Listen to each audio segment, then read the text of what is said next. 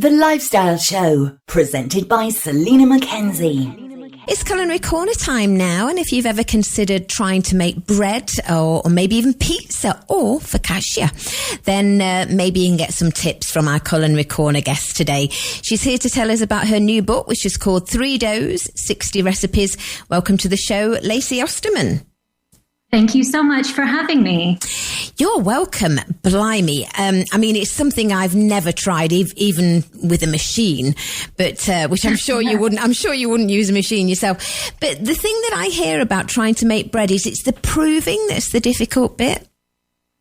I think people are so intimidated by making bread, but it stops them from trying it altogether.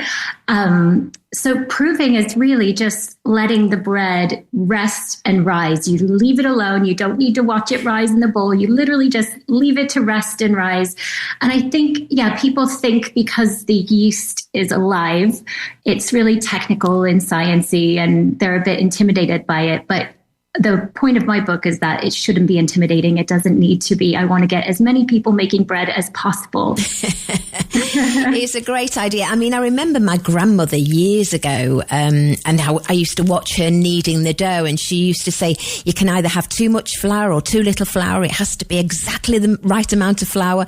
And that intimidated me just watching her. It frightened me. Yeah, I think there are some rules around bread. And I think as long as you can understand kind of the basic principles that yeast will rise quicker when it's warm outside, it will slow down when it's cooler outside, and kind of knowing that and understanding how to work with a dough that's maybe on the wetter side, having these little tricks under your belt will help you become more confident with the whole process. So is it just the basic bread that we would use sort of for sandwiches, or do you do things like sourdough bread in your book?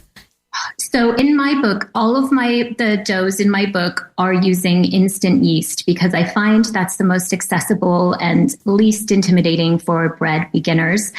The way I started was by making sourdough. I started during lockdown, like a lot of people did. There was this kind of like sourdough cohort of people that started baking sourdough when we were all locked in our homes. That led into me starting a little micro bakery from my home. And then that eventually turned into me sharing recipes online. So my roots are in sourdough. The book is not sourdough, though. I noticed when I was sharing my recipes online, a lot of people were asking for really good yeasted recipes for focaccia and for pizza dough because they couldn't commit to a sourdough starter. So that's what I'm doing now. Okay. And if you're talking about pizza, that's a different type of dough. That's a different type that you will use for bread. Yes. So pizza dough, the book is based around pizza dough, focaccia dough, and sandwich bread dough. And I show you all of the different things that you can make with each of them. And some of those things are unexpected. So for pizza dough, of course, you can make pizzas with it. You can make calzones, but you can also turn it into things like donuts, or you can turn it into, the beautiful leaf-shaped French bread called fougasse. It's like in a pretty leaf pattern. I don't know if you've ever seen that before. I have. It's lovely. You have. You can turn a ball of pizza dough into that. And then I show you like a nice dipping oil to go with it. So I think my point is like a dough might be meant for a certain thing, but I want to show how versatile it can be so that you can learn 3 easy to master doughs and then make a ton of different things with them. Yeah, because you've got the toppings then, haven't you? You've obviously got the pizza toppings once you've got the base. The bread you can make into garlic bread or cheesy garlic bread. And focaccia, you can do anything really, can't you? You can. I have a crazy series on social media called Will It Focaccia, and I turn it into all different things like cinnamon roll focaccia. Like you can put sweet toppings on it. It's really just a big blank canvas. It's so fun. Focaccia is probably not to play favorites, but I think it's my favorite. So can you run through basically how to make a focaccia? Of course I can. So shall I just read the ingredients and the quantity sure. as I go? Or do you want the ingredients first and then I'll do it as I go? Okay. So first you start with a large mixing bowl, and to that you'll add some warm water. So that's 420 mils of warm water. Then you add in 6 grams, which is 1.5 teaspoons of instant yeast, and then 5 grams or 1 teaspoon of honey, or you could use sugar or agave if you want to make it vegan. And then 15 mils or 1 tablespoon of extra virgin olive oil. And then in the mixing bowl, you just whisk that together so that all of the yeast has dissolved. And once it's dissolved, you tip in 500 grams of strong white bread flour. You're in Spain, aren't you? Yes, so we are. It might be called something different in Spain. I'm not sure if bread flour is called bread flour there. Different countries call it different things, but it's the flour that has a higher protein percentage, so it's better for making bread with it. So 500 grams of flour gets tipped into the same bowl, and then you add in 2 teaspoons or 10 grams of fine sea salt. And then you just use a spoon to mix it all together until all of the flour patches have disappeared and the dough is completely hydrated. So there's no patchy. It's just till the dough is nice and smooth. Then you cover that with a tea towel and let it rest for 15 minutes. Then you go back to the bowl. You dip your hand in some water because this is a wet and sticky dough. It's not like the one that your grandma used to make where she was kneading it on the bench. This is quite a wet bowl of dough. So to prevent the dough from sticking to your hand, you dip your hand in water. And then you grab, if the bowl was a clock, you would grab from the 12 o'clock position, grab a bunch of dough and pull it down to the 6 o'clock position. And then you just carry on doing that around the bowl until the dough has kind of tightened up into a ball.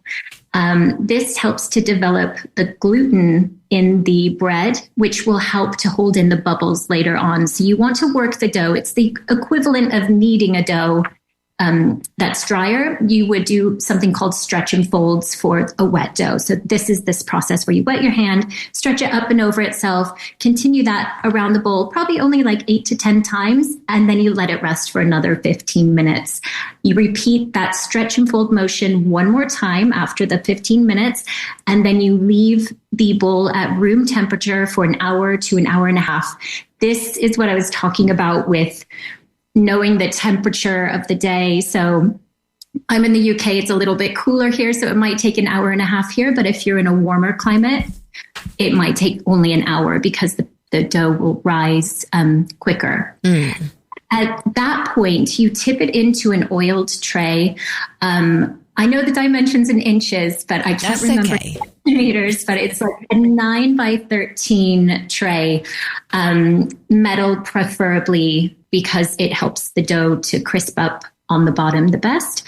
And I find lining it with parchment paper is always a good idea because some trays the bottom of the bread will stick to it and some it will not. So I think it's just safest to line it with parchment paper and then you tip plenty of olive oil onto the parchment paper. There's a lot of olive oil in focaccia. That's about 3 tablespoons, so 45 mils of olive oil. You tip the dough into the tray and then you kind of fold it into thirds so that it's almost like a big burrito shape. And then you flip it over and then cover it and let it rest for another hour to an hour and a half. At which point, it's really fun. The dimpling part, I don't know if you've ever seen dimpling focaccia, but this is the best part of the process. You drizzle more olive oil on top of the dough, which should be really floofy and jiggly, and there should be bubbles in it. And then you're going to dimple the dough by pushing your fingers down into the dough to the bottom of the tray and repeating that until the entire tray of focaccia has been dimpled.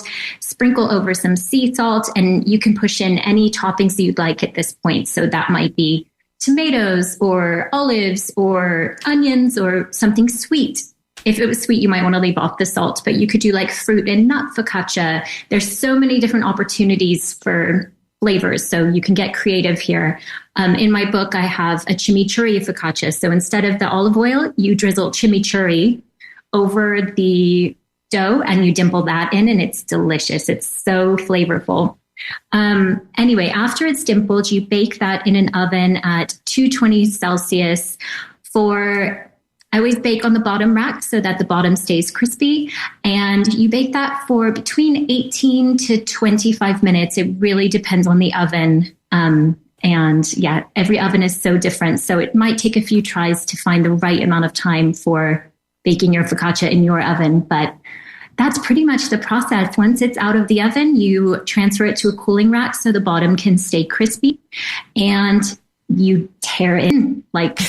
Well, it's so warm. I usually wait about 15 minutes just so that the bubbles can kind of set and you don't let all the steam out of it. Even though it's so tempting to rip into a fresh loaf of bread, it is good to let it wait for at least 15 to 20 minutes. Yeah. Bread experts might tell you longer than that, but I think like enjoying warm bread is really important. Yeah, even the smell of it is gorgeous, isn't it? Exactly. And it's worth... Go ahead. I was just going to say it's worth giving it a try just for the dimpling process. It is. It's you can't explain it. It's just so gratifying to like push your fingers into this floofy dough. And a lot of people who follow me on social media will tag me in videos of them doing it, and they're kind of giggling as they go because it's a bit like when you're a kid and you're like playing with Play-Doh or something messy. It's just fun. It sounds it. I'll definitely give it a try.